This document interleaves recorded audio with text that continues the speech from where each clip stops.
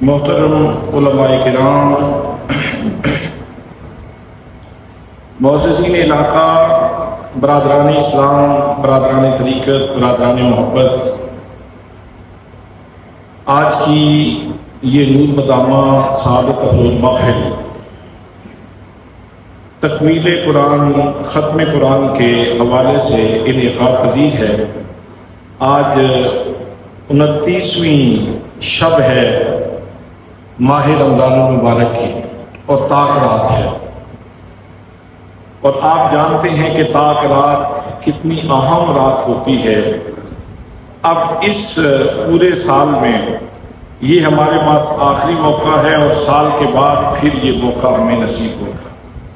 گویا یہ لمحات ہمارے لیے انتہائی غنیمت لمحات ہیں، بڑے قابل قدر لمحات ہیں کہ اللہ کریم نے ارشاد فرمایا کہ یہ جو لیلۃ القدر ہے، اس کے لمحات تو ایک ہی رات کے ہوتے ہیں، ساتیں تو ایک ہی رات کی ہوتی ہیں، برہات تو ایک ہی رات کے ہوتے ہیں، منٹ اور سیکنڈ تو ایک ہی رات کے گزرتے ہیں، لیکن اہم اتنی ہے لیلۃ القدر خیر من الف شہر، یہ 1000 مہینوں سے زیادہ بہتر ہے۔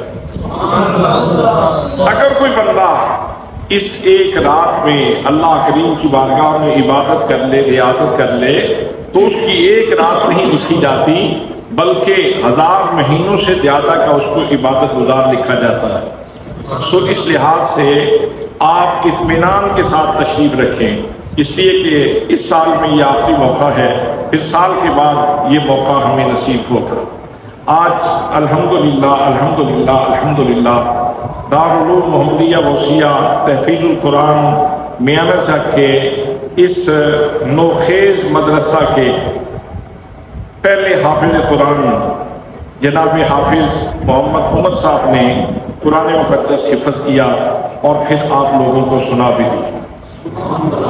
بہت تھوڑے سے عرصے میں اس ادارے کی اتنی اچھی پراگرس، اتنی اچھی یہ ترقی اور اتنی اچھی اس کی آؤٹ پٹ، اس کے اوپر میں اپنے برادر عزیز جناب قاری انتظار حسین صاحب کو اور حاجی عبدالعزیز صاحب کو اور میاں محمد اختر صاحب کو اور دیگر وہ لوگ جو مسجد کے معاملات میں دلچسپی لیتے ہیں اور اس ادارے کے بارے میں اچھا سوچتے ہیں، میں سب کو صمیم قلب سے ہدیہ تبریک و تحسین پیش کرتا ہوں، اور دعا کرتا ہوں کہ اللہ کریم اس چھوٹے سے چشمے کو اللہ کریم ایک خیر کا بہت بڑا مرکز بنا دے۔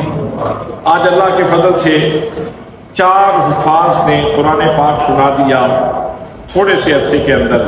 انشاءاللہ آنے والے وقت میں آپ اس کی پراگرس اور اس کی ترقی دیکھیں گے۔ آج کے دن میں بھائی محمد انور صاحب کو اور بھائی محمد رفیق صاحب کو اور اس بچے کے والد گرامی کو، اس کی شان والی ماں کو جس کی کوکھ سے یہ بچہ پیدا ہوا ہے اور جس نے اس کو اپنا پاکیزہ دودھ پلایا ہے، میں پورے خاندان کو ہدیہ مبارکبادی پیش کرتا ہوں، اور دعا کرتا ہوں کہ اللہ کریم اس بچے کو اور شرع صدر بھی نصیب فرمائے، اور آج حافظ قرآن بنا ہے، کل یہ عالم قرآن بھی بن جائے انشاءاللہ انشاءاللہ انشاءاللہ۔ تو حضرات، میں نے کوئی زیادہ آپ کی سمع خراشی نہیں کرنی، میں نے چند لمحوں میں چند باتیں آپ کی خدمت میں عرض کرنی ہیں، اور صرف اس لیے کہ سعادت حاصل ہو جائے، اللہ کا ذکر کرنے والوں میں نام آ جائے، اللہ کے محبوب صلی اللہ تعالیٰ علیہ وسلم کی مدح کرنے والوں میں ہمارا نام آ جائے، اس لیے میں نے چند باتیں آپ کی خدمت میں عرض کرنی ہیں۔ قرآن مقدس، اس کی بہت ساری جہتیں ہیں۔ اگر اس کو یہ دیکھا جائے کہ یہ بندے کی آخرت سنوارنے میں اس کا کتنا کردار ہے، تو نبی مکرم صلی اللہ علیہ وآلہ وسلم سے سچی زبان مخلوق میں اور کس کی ہوگی؟ میرے آقا نے ارشاد فرمایا، اگر تو بندہ 1 حرف قرآن پاک کا پڑھتا ہے تو اس کو اس کے اوپر 10 نیکیاں اللہ کریم عطا فرماتا ہے۔ اور حروف کتنے ہیں؟ صرف سورہ یاسین کے اندر 3000 حروف ہیں، اور اگر اس کو 10 کے ساتھ ضرب دی جائے تو ایک دفعہ سورہ یاسین پڑھنے والا جس کے اوپر یعنی سورہ یاسین کے پڑھنے کے اوپر 5 یا 6 منٹ اگر آپ بڑے سکون سے اور پورے مخارج کے ساتھ ادا کریں تو 5 یا 6 منٹ لگتے ہیں، اور اس کے اندر انسان کو اللہ کریم 30,000 نیکیاں عطا فرما دیتا ہے۔ 3 دفعہ سورہ اخلاص پڑھتے ہیں تو پورے قرآن مقدس کا ثواب مل جاتا ہے۔ اسی طرح نبی مکرم صلی اللہ تعالیٰ علیہ وسلم نے صحابہ کرام میں بیٹھے ہوئے ارشاد فرمایا اِنَّ لِلَّهِ أَهْلِينَ مِنَ النَّاسِ، لوگوں میں کچھ ایسے لوگ ہیں جو اللہ والے ہیں، جن کی شناخت یہ ہے کہ وہ اللہ والے ہیں۔ صحابہ کرام نے عرض کی یا رسول اللہ من ہم، وہ کون سعادت مند ہے کہ جن کی شناخت اور جن کا تشخص یہ ہے کہ وہ اللہ والے ہیں؟ تو میرے آقا کریم صلی اللہ تعالیٰ علیہ وسلم نے ارشاد فرمایا ہم حملۃ القرآن، وہ لوگ ہیں جنہوں نے قرآن مقدس کا خزینہ اپنے سینے کے اندر محفوظ کیا۔ تو آخرت کے سنوارنے کے اعتبار سے دیکھا جائے تو بہت بڑی نعمت ہے قرآن مقدس، اور اگر علوم و معارف کے اعتبار سے دیکھا جائے تو جو صرف پڑھنے والا ہے وہ سمجھتا ہے کہ اس کے اندر تو صرفی جو معلومات ہیں وہ بے انتہا ہیں، نحو پڑھنے والا یہ سمجھتا ہے کہ اس کے اندر نحوی جو پیچیدگیاں ہیں وہ بہت زیادہ ہیں اور بہت بڑی نادر مثالیں اس کے اندر موجود ہیں۔ اگر کوئی منطق پڑھنے والا اس کو پڑھے تو وہ سمجھتا ہے کہ اس کے اندر جو کلیات اور جزیات بیان کی گئی ہیں اور جو سورے اور ٹکڑے بیان کیے گئے ہیں شاید منطق کی کسی کتاب میں بھی نہیں موجود ہوں گے، اتنی ادب کتاب ہے اور اتنی جامع کتاب ہے۔ اگر کوئی فلسفے کا ماہر اس کو دیکھنا شروع کرے تو وہ سمجھتا ہے کہ اس کے اندر ایک ایک لفظ جو ہے وہ دانائی کی اعلیٰ ترین مثال ہے، دانائی کی معراج کے اوپر ہے۔ اور اگر اس کو نبی مکرم صلی اللہ تعالیٰ علیہ وسلم کی مدحت کے حوالے سے دیکھا جائے، شان کے حوالے سے دیکھا جائے، مقام کے اعتبار سے دیکھا جائے کہ اس کے اندر میرے آقا کریم صلی اللہ تعالیٰ علیہ وسلم کی شان کتنی ہے، تو پھر میں نہیں کہتا، ام المومنین عائشہ صدیقہ طیبہ طاہرہ ارشاد فرماتی ہیں لوگوں قرآن کے بارے میں اگر دیکھنا چاہو کہ قرآن کیا ہے تو فرمایا کان خلقہ القرآن، قرآن سارے کا سارا تو محمد مصطفیٰ کے اخلاق کا نام ہے۔ اللہ کے 4 مقرب فرشتے ہیں، 4 مقرب فرشتے ہیں، جناب حضرت میکائیل یہ مقرب فرشتے ہیں، بلکہ ان سے پہلے جناب حضرت جبریل مقرب فرشتے ہیں، میکائیل مقرب فرشتہ ہے، اسرافیل مقرب فرشتہ ہے، اسرائیل مقرب فرشتہ ہے۔ میکائیل کے ذمے مخلوق کو روزی پہنچانا ہے، روزی کی ڈیوٹی اللہ نے اس فرشتے کے ذمہ لگا رکھی ہے کہ تم نے میری مخلوق کو روزی پہنچانی ہے۔ حضرت اسرافیل کے ذمہ یہ ہے کہ وہ سود لے کے کھڑے ہیں اور اللہ کے حکم کا انتظار کر رہے ہیں، استادہ کھڑے ہیں، انتظار کر رہے ہیں کب اشارہ ہو اور میں سور پھونک دوں، اور جب حضرت اسرافیل سور پھونکیں گے پھر زمین ٹوٹ جائے گی، پھر آسمان ٹوٹ جائے گا، پھر پہاڑ جو ہیں وہ ریزہ ریزہ ہو جائیں گے اور روئی کے گالوں کی طرح اس زمین کے اوپر جو ہے بلکہ اس فضا میں جو ہے وہ اڑ رہے ہوں گے۔ تو اللہ کریم جب ارشاد فرمائے گا تو ہر چیز نیست و نابود ہو جائے گی۔ حضرت اسرافیل کی ڈیوٹی یہ ہے، اور پھر جب قیامت برپا کرنے کا یعنی حشر برپا کرنے کا موقع آئے گا تو پھر اللہ کریم حضرت اسرافیل علیہ السلام کو زندہ فرمائیں گے، حضرت اسرافیل پھر سور پھونکیں گے اور پھر ہر چیز بننی شروع ہو جائے گی، پھر زمین بنے گی، پھر آسمان بنے گا، پھر یہ چیزیں بنیں گی، پھر اللہ کی کچہری لگے گی اور پھر ہم نے داور معاشر کے حضور حاضر ہونا ہے۔ لیکن جناب حضرت اسرافیل کی ڈیوٹی میں نے آپ کی خدمت میں عرض کر دی ہے۔ حضرت اسرائیل علیہ السلام کی جو ڈیوٹی ہے وہ بتانے کی ضرورت نہیں، ان کا نام سن کے ہر بندہ کانپ جاتا ہے، اس لیے کہ موت سے ہر بندے کو ڈر لگتا ہے۔ صبح و شام اعلان ہوتے ہیں آج فلاں بندہ قضاء الہی سے اگلے جہان چلا گیا، آج فلاں کا وصال ہو گیا، آج فلاں کا انتقال ہو گیا، آج فلاں نے موت کا ذائقہ چکھ لیا۔ تو حضرت اسرائیل علیہ السلام کا کام یہ ہے کہ وہ لوگوں کی روحوں کو قبض کرتے ہیں اور اللہ کے حضور لے جاتے ہیں۔ حضرات محترم، یہ 3 مقرب فرشتوں کے بارے میں میں نے آپ کی خدمت میں عرض کی۔ جو چوتھا اور پہلا فرشتہ ہے اس کے ذمہ کیا ہے؟ اس فرشتے کے ذمہ یہ ہے کہ وہ نبیوں کے پاس وحی لاتا ہے، وہ نبیوں کے پاس وحی لے کے آتا ہے۔ حضرات میں نے جو نعت کے 2-3 اشعار پڑھے ہیں، یہ میں نے فقط جذباتیت کا اظہار نہیں کیا، صرف یہ چند حروف کی تشکیل اور ترتیب نہیں ہے، بلکہ یہ ایک بہت بڑی بدیہی حقیقت ہے۔ جناب حضرت جبریل امین کو حکم ہوتا ہے کہ جناب آدم علیہ السلام کے پاس وحی لے جاؤ، صحف آدم تختیوں کی صورت میں لے جاؤ جناب آدم علیہ السلام کے پاس۔ حضرت جبریل امین تختیاں لے کے آئے، جناب آدم کو پہنچا دی۔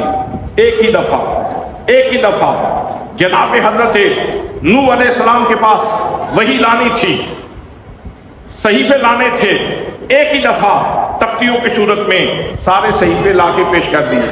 جناب ابراہیم علیہ السلام کے پاس پیغام لانا تھا، دستور زندگی لانا تھا، صحیفے لانے تھے، ایک ہی دفعہ سارے صحیفے تختیوں کی صورت میں جناب حضرت ابراہیم خلیل اللہ کے سپرد کر دیے۔ جناب حضرت داؤد علیہ السلام کے پاس کتاب لے کے آنا تھا، ایک ہی دفعہ ساری کتاب تختیوں کی صورت میں لا کے حضرت داؤد علیہ السلام کے حوالے کر دی، جس کو زبور کہا جاتا ہے۔ جناب موسیٰ علیہ السلام کی باری آئی، اللہ نے فرمایا جبریل امین میرے موسیٰ کوہ طور پہ آئے ہوئے ہیں، یہ کتاب لے جاؤ تختیوں کی صورت میں اور جا کے میرے کلیم کے حوالے کر دو۔ ایک ہی دفعہ پوری کی پوری کتاب تورات جناب حضرت جبریل امین علیہ السلام لے کے آئے، اور حضرت عیسیٰ علیہ السلام کی جب باری آتی ہے تو اللہ کریم نے ساری کی ساری انجیل ایک ہی دفعہ نازل فرما دی۔ جناب حضرت جبریل امین تختیوں کی صورت میں لے کے آئے اور آ کے حضرت عیسیٰ علیہ السلام کے حوالے کر دی۔ لیکن جب محمد مصطفیٰ کی باری آئی، جب احمد مجتبیٰ کی باری آئی، جب آمینہ کے لال کی باری آئی، جب میرے نبی بے مثال کی باری آئی، جب آمینہ کے در یتیم کی باری آئی، جب نبیوں کے سردار کی باری آئی، جب سید الکل کی باری آئی، جب سید الرسل کی باری آئی، جب سرور آدم و بنی آدم کی باری آئی، نبی مکرم صلی اللہ تعالیٰ علیہ وسلم کی باری آئی، تو اب اللہ نے سارے کا سارا قرآن ایک ہی دفعہ نازل نہیں فرمایا، بلکہ اللہ کریم اپنے محبوب کی اداؤں کو دیکھتا ہے، اور جب محبوب کی ادا بدلتی ہے تو اللہ کریم جبریل امین کو پیغام دے کے میرے محبوب کے پاس بھیج دیتا ہے۔ آپ دیکھیں قرآن مقدس 23 سالوں میں نازل ہوا، 23 سالوں میں قرآن مقدس نازل ہوا، ایک دن میں نہیں، 2 دنوں میں نہیں، 4 دنوں میں نہیں، 23 سالوں کے اندر قرآن مقدس نازل ہو رہا ہے۔ حضرات اگر آپ قرآن مقدس کا محبت سے مطالعہ کریں گے تو آپ کو اس کے اندر نبی کریم صلی اللہ تعالیٰ علیہ وسلم کے بے شمار مدائح، بے شمار بدعت، بے شمار خصائل، بے شمار کمالات نظر آئیں گے۔ حضرات میں ایک محل آپ کی خدمت میں عرض کرتا ہوں، میرے آقا کریم صلی اللہ تعالیٰ علیہ وسلم چند دنوں کے لیے شب خیزی نہیں فرما سکے۔ ایک روایت سے آپ راتوں کو اٹھ کے عبادت کرتے تھے، چند دنوں کے لیے آپ شب خیزی نہیں فرما سکے، رات کو اٹھ کے عبادت نہیں کر سکے۔ دیواریں اتنی اونچی تو تھی نہیں، دائیں بائیں دیکھنے والوں کو بھی نظر آتا تھا کہ اس گھر میں کوئی عبادت کرنے والا عبادت کر رہا ہے۔ جب دائیں بائیں پڑوس والوں نے دیکھا کہ عبادت نہیں کر رہے، ایک روایت یہ ہے، اور دوسری روایت یہ ہے کہ وحی آ رہی تھی مسلسل، چند دنوں کے لیے وحی کا انقطاع آ گیا، جس کو زمانہ فترت کہتے ہیں، فترت ہوئی، چند دنوں کے لیے وحی نہ آئی۔ تو اب ان 2 روایتوں کے نتیجے میں لوگوں نے کہنا شروع کر دیا وَدَّعَ مُحَمَّدًا رَبُّهُ وَقَلَاهُ، کہ محمد کو اس کے رب نے چھوڑ دیا ہے اور وہ اس سے ناراض ہو گیا ہے۔ اب کافروں کا آپ اعتراض دیکھیں، اس کا وزن دیکھیں، اس کے الفاظ کی بناوٹ دیکھیں، حضرات محترم لفظوں کی ترتیب دیکھیں، اس کے اندر چھپا ہوا حسد دیکھیں، اور ان لفظوں کے اندر چھپا ہوا بغض دیکھیں، ان لفظوں کے اندر چھپی ہوئی دشمنی دیکھیں، اور جو اللہ نے جواب دیا ان لفظوں کی ترتیب بھی دیکھیں، ان کی بناوٹ کو بھی دیکھیں، ان کے حسن کو بھی دیکھیں، ان کے جمال کو بھی دیکھیں، اس کو علم بدیع کے اعتبار سے دیکھیں، علم بیان کے اعتبار سے دیکھیں، علم تشبیہ کے اعتبار سے دیکھیں، اور پھر یہ بھی دیکھیں کہ ان لفظوں کے اندر اللہ نے پیار کتنا رکھا ہے اپنے نبی کے ساتھ۔ محبت کتنی رکھی ہے اللہ نے اپنے محبوب کے لیے۔ میرے دوستو، ارشاد ہوتا ہے، کافروں نے تو جو کہنا تھا کہہ دیا، اب اللہ کیا ارشاد فرماتا ہے؟ اللہ کریم ارشاد فرماتا ہے، فرمایا واللیل اذا سجا، فرمایا اے محبوب گرامی مجھے تیرے رخ تابہ کی قسم، سبحان اللہ، ڈاڈے بے ذوقی دا مظاہرہ کیتا نہیں، ڈاڈا بے ذوقی دا مظاہرہ کیتا نہیں۔ اللہ دے کارخانے دے سب تو حسین چہرے دی میں گل کی تھی، تو چپ کر کے بیٹھے۔ نہ ایڈا سونا رب نے گلاب بنایا، نہ موتیا بنایا، نہ چمبیلی بنایا، نہ گلے لالا بنایا، نہ کسی نبی دا چہرہ بنایا، نہ کسی حور دا چہرہ بنایا، نہ کسی فرشتے دا چہرہ بنایا، جتنا چہرہ اللہ کریم نے محمد مصطفیٰ دا بنایا۔ اللہ کریم ارشاد فرماتا ہے، فرمایا والضحیٰ، فرمایا محبوب گرامی مجھے تیرے رخ تابہ کی قسم، واللیل اذا سجا، اور مجھے تیری زلف پیچا کی قسم جو تیرے شانوں کے اوپر پھیل جاتی ہے، تیرے کندھوں کے اوپر پھیلی ہوئی ہے، محبوب مجھے تیری زلف پیچا کی قسم۔ حضرات محترم، اللہ کریم نے نبی کریم صلی اللہ علیہ وسلم کے چہرے کی قسم اٹھائی، میرے محبوب کی زلفوں کی قسم اٹھائی، پھر ارشاد کیا ہوتا ہے؟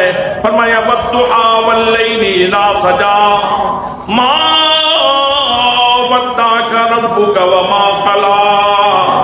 اور میرے محبوب گرامی یہ جو ہوائی اڑا رکھی ہے لوگوں نے کہ محمد کریم کو اس کے رب نے چھوڑ دیا ہے، فرمایا نا کون کہتا ہے کہ ہم تم میں جدائی ہوگی، یہ ہوائی کسی دشمن نے اڑائی ہوگی۔ فرمایا میرے پیارے محبوب ما ودعک ربک وما قلی، تیری رب نے تجھے نہیں چھوڑا اور نہ ہی وہ ناراض ہوا ہے۔ اب آپ مجھے یہ بتائیں کہ حضرت جبریل جب یہ پیغام لے کے آئے تو مفاہیم سے آگاہ تھے کہ نہیں؟ معنی جانتے تھے کہ نہیں؟ مفہوم جانتے تھے کہ نہیں؟ ترجمہ جانتے تھے کہ نہیں؟ تفسیر جانتے تھے کہ نہیں؟ تو اسی لیے تو میں کہتا ہوں جبریل زبان حال سے کہہ رہے تھے، جبریل امین بولے، جبریل امین بولے، سدرا کے مکین بولے، جبریل امین بولے، سدرا کے مکین بولے، تجھ سا نہ حسین دیکھا، تجھ سا نہ حسین دیکھا، لاکھوں میں ہزاروں میں آقا تجھ سا نہ حسین دیکھا۔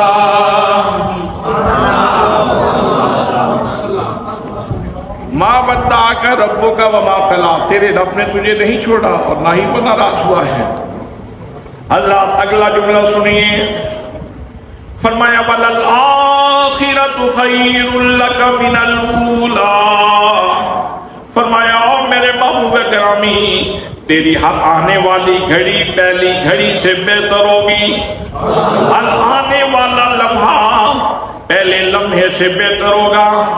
ہم ہر لمحہ تیری شان میں اضافہ کریں گے، تیری کمالات میں اضافہ کریں گے، تیری رفعتوں اور سطوتوں میں اضافہ کریں گے۔ فرمایا وَلَلْآخِرَةُ خَيْرٌ لَكَ مِنَ الْأُولَىٰ، پھر اگلا جملہ سنیے، فرمایا وَلَسَوْفَ يُعْطِيكَ رَبُّكَ فَتَرْضَىٰ، فرمایا او میرے محبوب گرامی لجپالیاں فرمانے والے، عبادت کر کے پھر امت کے لیے مغفرت کی دعائیں فرمانے والے، آنسو بہا بہا کے اپنی امت کی مغفرت کی دعائیں کرنے والے، اور میری محبوب گرامی کل جب محشر کا وقت آئے گا ہم تجھے اتنا عطا فرمائیں گے، اتنا عطا فرمائیں فرمائیں گے کہ محبوب تو راضی ہو جائے گا۔ نعرہ تکبیر، نعرہ رسالت، سیدی مرشدی، سیدی مرشدی۔ کیوں چاند میں کھوئے ہو،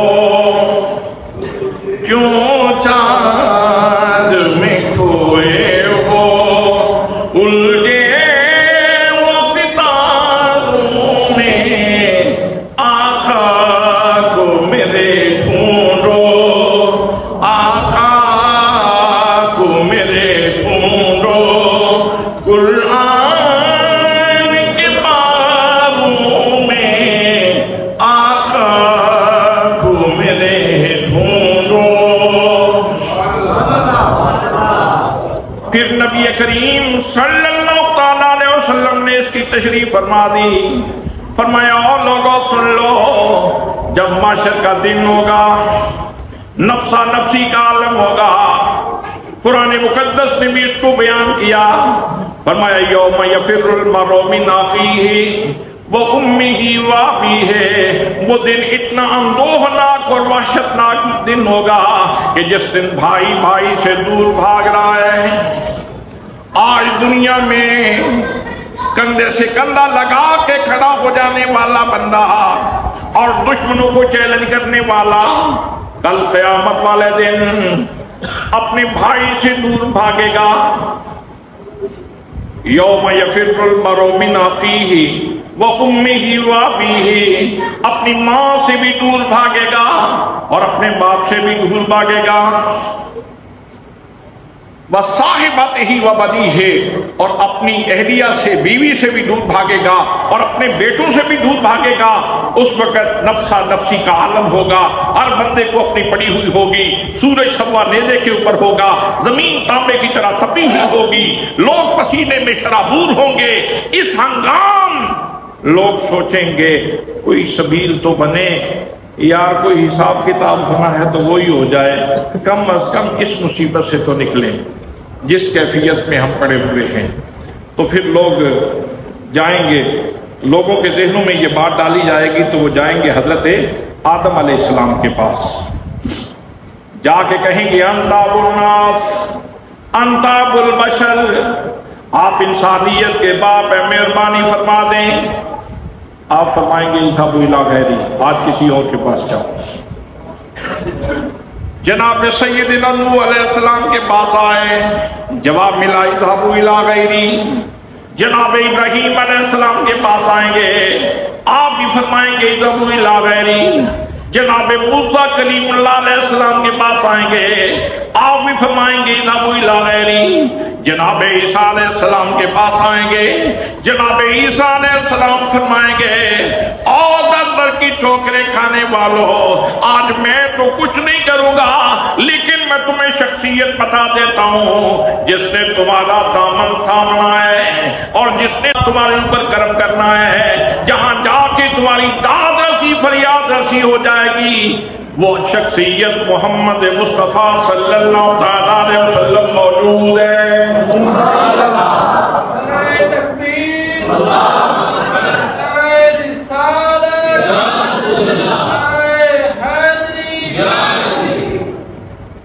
حضرات سوچنے کی بات یہ ہے کہ یہ بات جب ذہن میں ڈالی گئی کہ شفیع تلاش کرو تو پہلے ہی رسول اللہ صلی اللہ علیہ وسلم کے پاس چلے جاتے ہیں۔ اب جو کچھ ہو رہا ہے یہ تو مشیت اعزی سے ہو رہا ہے، اللہ کی مرضی سے ہو رہا ہے، تو حضرت آدم سے شروع کروایا اور ایک ایک دروازے پہ جا کے دستک کروائی اور پھر آخر میں محمد مصطفیٰ صلی اللہ علیہ وسلم کے در دولت پہ آپ کی بارگاہ میں پہنچایا جا رہا ہے۔ اصل میں مقصود یہ ہے، فقط اتنا سبب ہے انعقاد بطن محشر کا کہ ان کی شان محبوبی دکھائی جانے والی ہے۔ مقصود ہی یہ ہے کہ ان کی شان محبوبی دنیا کو پتہ چل جائے۔ حضرات محترم، پھر جب لوگ حضور صلی اللہ تعالیٰ علیہ وسلم کے پاس آئیں گے، اور یہ میرے آقا خود بیان فرما رہے ہیں، فرمایا لوگ میرے پاس آئیں گے، ابھی بولنے کی نوبت بھی نہیں آئے گی، بولیں گے نہیں، آپ خود ہی فرمائیں گے انا لہا انا لہا، آجو میرے پاس، آج کے دن کے لیے میں موجود ہوں، آج کے دن کے لیے، آج کے دن کے لیے میں موجود ہوں۔ تو اس وقت جب آپ پریشانی میں ہوں، میں پریشانی میں ہوں گا اور آپ کرم نوازی فرما دیں اور دستے کرم سر کے اوپر رکھ لیں، مہربانی فرما دیں، تو اس وقت احساس کیا ہوگا، دل کیا کہہ رہا ہوگا؟ میں تو یہی کہوں گا، بے شک بولی یہ نہ ہو، بے شک زبان سے نکلے یا نہ نکلے، لیکن احساس یہی ہوگا، میں لجپالا دل لڑ لگیاں میرے پرے دے دے، میں لجپالا دل لڑ لگیاں میرے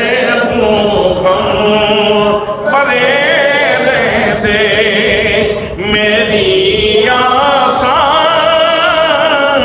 امیداں دے صدا ٹوٹے ارے دے دے۔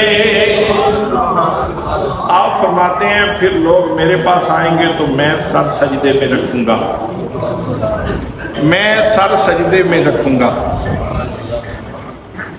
اور پھر میں اللہ کی ایسی تعریف کروں گا، توجہ ہے آپ کی، میں اللہ کی ایسی تعریف کروں گا کہ اس لمحے تک اللہ کی ایسی تعریف اور کسی نے نہیں کی ہوگی۔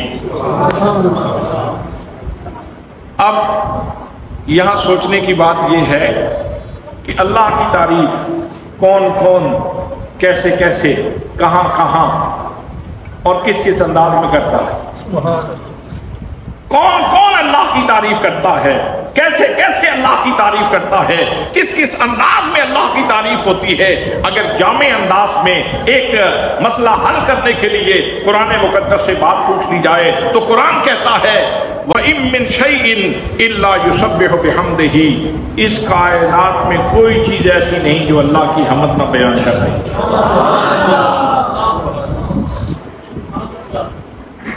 ہر چیز اللہ کی حمد بیان کرتی ہے۔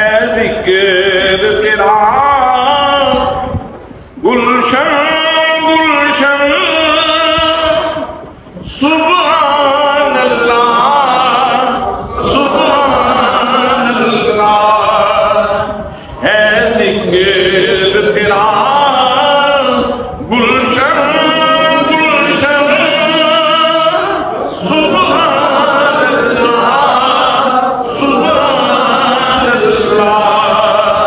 مصروف ثنا ہے سر و سمن، سبحان اللہ سبحان اللہ، مصروف ثنا ہے سر و سمن، سبحان اللہ سبحان اللہ۔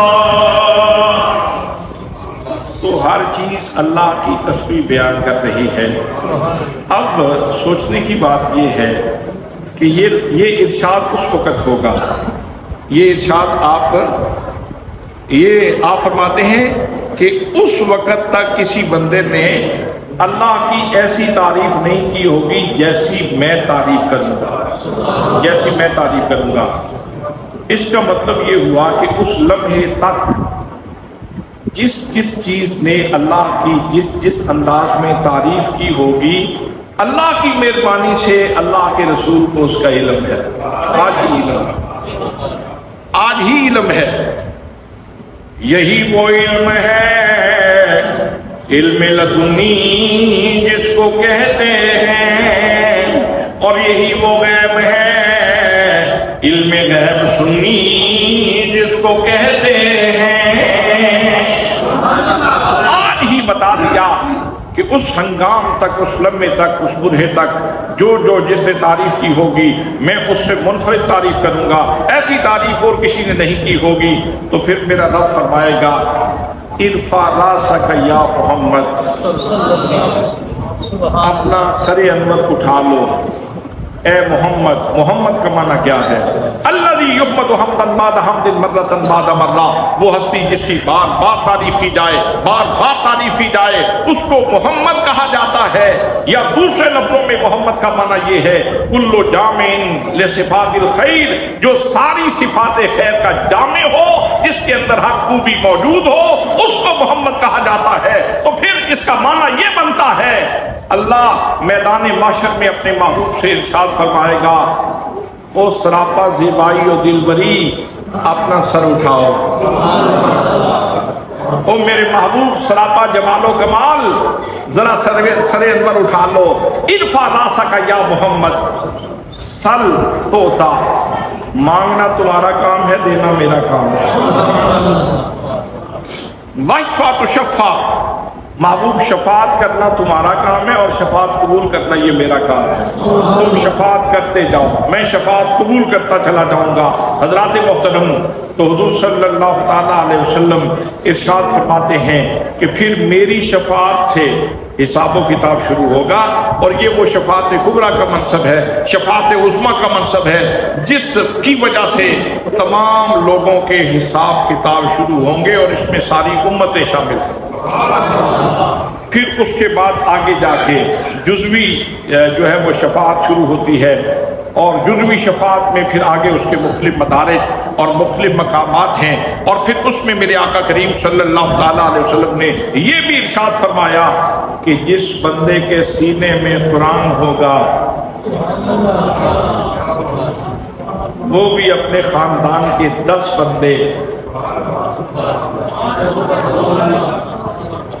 بندے اس کو آرڈر ہوگا کہ 10 بندے لے کے جنت میں چلا جائے، اور حافظ قرآن کے لیے حکم ہوگا، حافظ قرآن آج قرآن پاک پڑھنا شروع کر، قرآن پڑھتا جا اور بلند ہوتا چلا جا، بلند ہوتا چلا جا، سفر کرتا چلا جا، جہاں جا کے والناس ہوگی، جہاں جا کے تکمیل ہوگی، جہاں جا کے تیری منزل ختم ہوگی، وہیں تیرا ٹھکانہ ہوگا، وہیں تیرا ٹھکانہ ہوگا۔ اور حضرات اسی لمحے کے لیے میرے آقا نے ارشاد فرمایا کہ جن خوش نصیبوں نے اپنے بچوں کے سینے قرآن کی دولت کے لیے مختص کیے ہوں گے، ان کے سروں کے اوپر چمکتے تاج رکھے جائیں گے۔ روشنی سورج اور چاند سے زیادہ ہوگی تو لوگ پوچھیں گے یہ کون سعادت مند خوش نصیب لوگ ہیں کہ جن کے سر آج اتنے چمک رہے ہیں، جن کے تاج اتنے چمک رہے ہیں کہ سورج اور چاند کی روشنی سے بھی ان کی روشنی زیادہ ہے۔ تو جواب ملے گا یہ وہ خوش نصیب ہیں جنہوں نے اپنے بچوں کے سینے قرآن کے لیے وقف کیے تھے۔ ضرورت ان کو بھی تھی، ان کے والدین کو بھی ضرورت تھی کہ بچے کام کرتے، پیسے کما کے لاتے، لیکن انہوں نے کہا نہیں ہمارا بچہ قرآن پڑھے گا۔ وہ قرآن پڑھتا رہا، اور آج والدین بھی نوازے گئے، حافظ قرآن بھی نوازا گیا۔ حضرات محترم، یہ ساری کی ساری چیزیں حضور نبی کریم صلی اللہ تعالیٰ علیہ وسلم کے طفیل سے ہیں۔ تو میں عرض کر رہا تھا، واپس لوٹتا ہوں، اگر قرآن مقدس کو حضور کی مدحت کے حوالے سے دیکھا جائے تو مدحت کا، تعریف کا، نعت کا سب سے بڑا گنجینہ قرآن پاک ہے۔ میں طوالت میں نہیں جاتا، 1-2 مثالیں عرض کرتا ہوں۔ میرے آقا بولیں تو قرآن کہتا ہے وکیل ہی مجھے مصطفیٰ کے لہجے کی قسم، مصطفیٰ کی زبان سے نکلنے والے کلمات کی قسم، جو یہ میٹھا بولتے ہیں مجھے ان کے میٹھے بولوں کی قسم۔ سبحان اللہ۔ جب اللہ کریم ان کے مقام مشاہدہ کے اوپر اللہ کے دیدار کا عالم جب اللہ پاک دیکھتا ہے کہ میرے محبوب نے میرا دیدار کیسے کیا، تو اس کو اللہ کریم یوں بیان فرماتا ہے ما زاغ البصر وما طغى۔ جب میرا محبوب مجھے دیکھ رہا تھا اتنا شوق تھا، اتنا شوق تھا کہ میرے محبوب نے آنکھ بھی نہیں جھپکی، اور اتنا ادب تھا، اتنا ادب تھا کہ آنکھ حد ادب سے آگے بڑھی ہی نہیں۔ حضرات یہ میرے آقا کا بہت بڑا معجزہ ہے۔ جہاں شوق ہو وہاں تجاوز ہو جاتا ہے، شوق غالب ہو تو تجاوز ہو جاتا ہے۔ میاں تم آگے کیوں بڑھ گئے؟ تو جواب ملتا ہے شوق اتنا تھا میں کیا کرتا۔ جہاں ادب ہو وہاں کمی رہ جاتی ہے، حسرت رہ جاتی ہے۔ میاں موقع جو ملا تھا تو دیکھ لیتے. جواب ملتا ہے موقع تو ملا تھا لیکن ادب ہی اتنا تھا کہ میں دیکھ ہی نہیں پایا. جہاں ادب غالب ہو وہاں حسرت رہ جاتی ہے, جہاں شوق غالب ہو وہاں تجاوز ہو جاتا ہے. کمال یہ ہے کہ محبوب صلی اللہ علیہ وسلم کے دل میں شوق بھی اپنے جوبن کے اوپر ہے, ادب بھی اپنے جوبن کے اوپر ہے. دیکھا ہے تو اللہ کریم کو ایسے دیکھا ہے کہ آنکھ نہیں جھپکی, اور ادب اتنا ہے کہ آنکھ حد ادب سے آگے بھی نہیں بڑھی.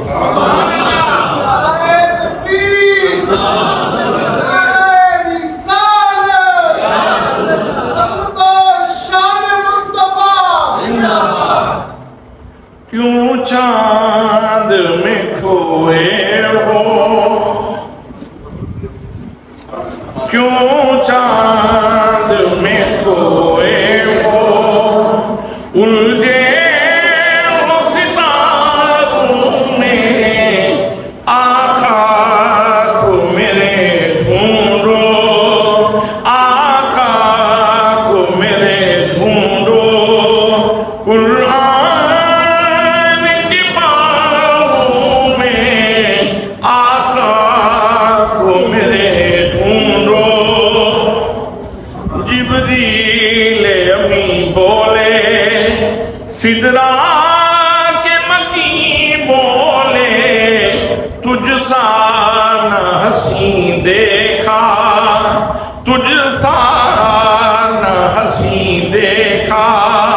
لاکھوں میں ہزاروں میں تجھ سا نہ حسین دیکھا.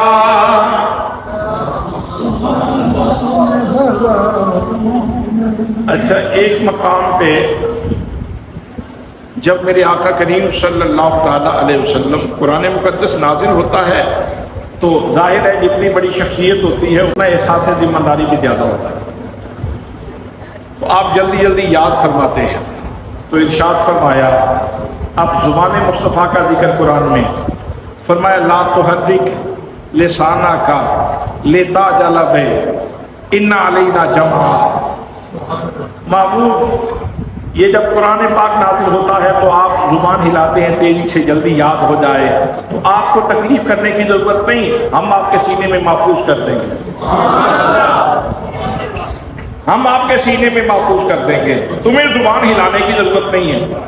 حضرات یہاں قرآن جمع بھی کر دیا اور ساتھ ساتھ زبان مصطفیٰ کا ذکر بھی قرآن میں کر دیا. زبان مصطفیٰ کا ذکر قرآن میں, چشم مصطفیٰ کا ذکر قرآن میں, لہجہ مصطفیٰ کا ذکر قرآن میں. اور جب میرے آقا کریم صلی اللہ تعالیٰ علیہ وسلم یہ یاد کر رہے تھے تو ایک مقام پہ یوں بھی ارشاد فرمایا, طٰہٰ ما انزلنا علیک القرآن لتشقیٰ. اے 14ویں کے چاند, اے ماہ چہار دہم, اے 14ویں کے چاند, اے بدر کامل, ہم نے قرآن اس لیے تو نازل نہیں فرمایا نا کہ آپ مشقت میں پڑ جائیں, ہم نے قرآن اس لیے تو نازل نہیں فرمایا نا کہ آپ مشقت میں پڑ جائیں. تو محبوب کے چہرے کا ایک اور نقشہ کھینچ دیا, اے 14ویں کے چاند, سبحان اللہ, اے 14ویں کے چاند. حضرات ایک مقام پہ جب محبوب کے ارد گرد صحابہ کرام بیٹھے ہوئے تھے, ان کی الفت کو دیکھا, ان کے ساتھ نرمی کو دیکھا, رافت کو دیکھا, ان کے کرم کو دیکھا, ان کی مہربانیوں کو دیکھا, تو ارشاد فرمایا, وَلَوْ كُنْتَ فَظًّا غَلِيظَ الْقَلْبِ لَانفَضُّوا مِنْ حَوْلِكَ فَاعْفُ عَنْهُمْ وَاسْتَغْفِرْ لَهُمْ وَشَاوِرْهُمْ فِي الْأَمْرِ. اگر آپ تنگ دل ہوتے نا, سخت دل ہوتے, تو یہ جو آپ کے دائیں بائیں ٹولیاں بیٹھی رہتی ہیں نا تیرے دائیں بائیں, سبحان اللہ, وقت جاگ گئے ان کے جو پاس بیٹھا کرتے تھے, بھاگ جاگ گئے ان کے جو پاس بیٹھا کرتے تھے, ان کا ذکر بھی قرآن پاک کے اندر ہو رہا ہے. فرمایا محبوب اگر آپ سخت دل ہوتے تو یہ جو دائیں بائیں, یہ صدیق بیٹھا ہے, یہ فاروق بیٹھا ہے, یہ عثمان بیٹھا ہے, یہ علی حیدر کرار بیٹھا ہے, یہ صہیب رومی بیٹھے ہیں, یہ سلمان فارسی بیٹھے ہیں, یہ بلال حبشی بیٹھے ہیں, یہ عبداللہ ابن مسعود بیٹھے ہیں, یہ عبداللہ ابن عمر بیٹھے ہیں, یہ عبداللہ ابن عباس بیٹھے ہیں, یہ ابو ہریرہ بیٹھے ہیں, یہ جو صحابہ کرام بیٹھے ہیں, اگر آپ سخت دل ہوتے تو پھر آپ کے دائیں بائیں یہ تولیاں نہ ہوتی. آپ کریم ہیں نا اس لیے بیٹھے ہیں. محبوب کا کرم بھی بیان کر دیا اور بیٹھنے والوں کی قسمت بھی سنوار دی. سبحان اللہ. اب اگلی بات سنیے. وَلَوْ كُنْتَ فَظًّا غَلِيظَ الْقَلْبِ لَانفَضُّوا مِنْ حَوْلِكَ فَاعْفُ عَنْهُمْ. ٹھیک ہے بڑے ادب والے ہیں, آپ کی بارگاہ میں یوں بیٹھتے ہیں کہ ان کے سر پہ جیسے پرندے بیٹھے ہوں, سر ہلا تو جیسے پرندہ اڑ جائے گا, اتنے ادب سے بیٹھتے ہیں آپ کی بارگاہ میں. لیکن پھر بھی انسان ہے نا, کبھی ان سے کوئی ہو جائے نا چھوٹی موٹی, فاعف عنہم, معاف کر دیا, ان کو معاف کر دیا کریں, ان کو معاف کر دیا کریں. اس لیے کہ جو آپ کے ادب کا معیار ہے وہ بہت بڑا ہے. بے اجازت جن کے گھر جبریل بھی آتے نہیں, ادب والے جانتے ہیں قدر و شان اہل بیت, قدر والے جانتے ہیں قدر و شان اہل بیت. حضرات محترم حضرت خواجہ غلام فخر الدین سیالوی رحمت اللہ تعالیٰ علیہ نے کہا تھا, باب جبریل کے پہلو میں ذرا دھیرے سے فخر کہتے ہوئے جبریل کو یوں پایا گیا, اپنی پلکوں سے درے یار پہ دستک دینا, اونچی آواز ہوئی, عمر کا سرمایا گیا. تو فرمایا محبوب یہ آپ کے ادب کا معیار چونکہ بہت بلند ہے, تو اگر ان سے کوئی چھوٹی موٹی ہو جائے نا تو فاعف عنہم, ان کو معاف کر دیا کرو.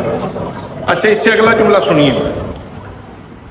وَشَاوِرْهُمْ فِي الْأَمْرِ, وہی آپ کے پاس آتی ہے, آپ مشورہ کریں نہ کریں کوئی ایسی حاجت نہیں ہے, لیکن ان کے ساتھ مشورہ کرنے سے ان کی دلجوئی ہو جائے,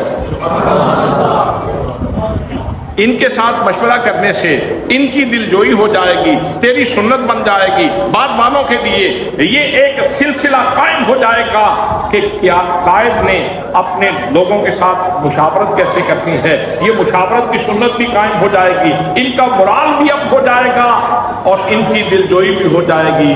فرمایا وشاورہم فی الامر, ان کے ساتھ مشورہ بھی فرما لیا. آخری بات سن لیں. ایک دفعہ ایک سردار آ گیا, اس نے کہا جی میں آیا ہوں کلمہ پڑھنے کے لیے, تو 1200 بندہ میرے ساتھ ہے, 1200 بندے سمیت کلمہ پڑھوں گا, لیکن چھوٹی سی میری ایک شرط ہے, چھوٹی سی. یہ بلال حبشی, یہ صہیب رومی, یہ سلمان فارسی, یہ جو غربا آپ کے پاس بیٹھے ہیں غریب لوگ, یہ دیکھیں اس کا جبہ دیکھیں, اس میں سے جو ہے وہ سمیل آ رہی ہے پسینے کی, آپ مہربانی کریں ان کو اپنے پاس سے اٹھا دیں تو میں بیٹھوں اور کلمہ پڑھوں. ان کو اپنے پاس سے اٹھا دیں تاکہ میں بیٹھوں اور آپ کا کلمہ پڑھوں. اب سرور عالم صلی اللہ تعالیٰ علیہ وسلم کا یہ فرض منصبی ہے, لوگوں کو کلمے پڑھانا, لوگوں کے سینے پاک کرنا, لوگوں کی جبینوں کو اللہ کی بارگاہ کے سجدوں سے آباد کرنا, یہ فریضہ منصبی ہے. آپ نے ابھی کوئی جواب نہیں دیا, لیکن بلال کے سینے پہ چھریاں چل گئیں. اتنے ٹھوکریں کھانے کے بعد ایک شیلٹر ملا تھا, ایک سائبان ملا تھا, بیٹھنے کی جگہ ملی تھی. آج یہاں سے بھی اٹھانے کی باتیں ہو رہی ہیں, ان کو اٹھا دیں, ان کو اٹھا دیں تو پھر کلمہ پڑھوں گا.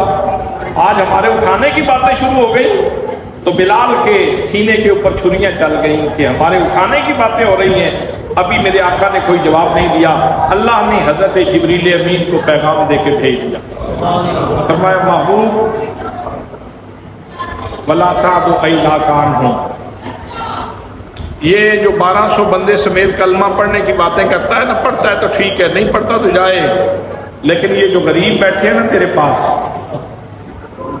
ان سے اپنی نگاہ نہ ہٹانا, تیری نگاہ ان سے نہ ہٹے, تیری نگاہ ان سے نہ ہٹے, ان سے تیری نگاہ ہٹی نہ یہ تو بیچارے مر جائیں گے, ان کا ٹھکانہ ہی اور کیا ہے, ان کا ٹھکانہ ہی کہاں ہے. محبوب ان کو اپنے پاس سے نہ اٹھانا. حضرات محترم اب آپ بتائیں بلال کی عید ہو گئی کہ نہ ہو گئی, سلمان فارسی کی عید ہو گئی کہ نہ ہو گئی, حضرت صہیب رومی کی عید ہو گئی کہ نہیں ہو گئی.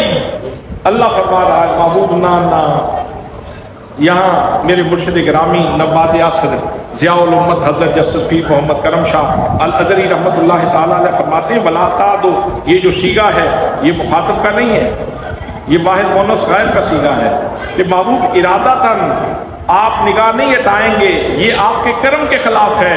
اگر بے ارادہ بھی آپ کی نگاہ ہٹ گئی نا، یہ پھر بھی مر جائیں گے، یہ پھر بھی مر جائیں گے، اس لیے تیری نگاہ نہ ہٹے ان سے، ان کے اوپر تیری نگاہ رہے، ان کے اوپر تیری نگاہ رہے۔ اور یہی بات تو اللہ نے وہ صحابہ کرام کو سکھلائی تھی، فرمایا لا تقولوا رائنا، اے صحابہ کرام رائنا نہ کہا کرو، کیونکہ منافق اس کو لمبا کر کے اس کا مفہوم غلط کر کے استعمال کرتے ہیں، تو اس لیے تم رائنا کا لفظ چھوڑ دو، آج کے بعد تم کہا کرو وقولوا انظرنا، یا رسول اللہ ہماری طرف نگاہ کرم فرمائیے، نگاہ یا رسول اللہ نگاہ، یا رسول اللہ نگاہ کرم فرمائیے، ہمارے اوپر نگاہ التفات رکھیے، ہمارے اوپر نگاہ کرم رکھیے۔ حضرات محترم، تو وہی کنکلوژن، وہی نتیجہ اور وہی خلاصہ اور وہی تلخیص اور وہی نچوڑ، آخر میں یہ کہنا چاہتا ہوں کہ قرآن پاک میرے نبی کی مدحت کا بہت بڑا دیوان ہے۔ یہ جو قرآن ہے یہ میرے نبی کی نعت کا بہت بڑا دیوان ہے۔ آپ جس آیت کو کھولیں گے، جس آیت کو پڑھیں گے، اسی میں حضور صلی اللہ تعالیٰ علیہ وسلم کی شان موجود ہے۔ اور اللہ نے فرمایا وَنُنَزِّلُ مِنَ الْقُرْآنِ مَا هُوَ شِفَاءٌ وَرَحْمَةٌ لِّلْمُؤْمِنِينَ، اس قرآن کے اندر شفا بھی ہے، رحمت بھی ہے۔ مومن جتنا پڑھتے ہیں ذہنی، شعوری اور عملی طور پر وہ مصطفیٰ کے قریب ہوتے چلے جاتے ہیں، لیکن دشمن جتنا پڑھتے ہیں ان کے خسارے میں اضافہ ہوتا ہے۔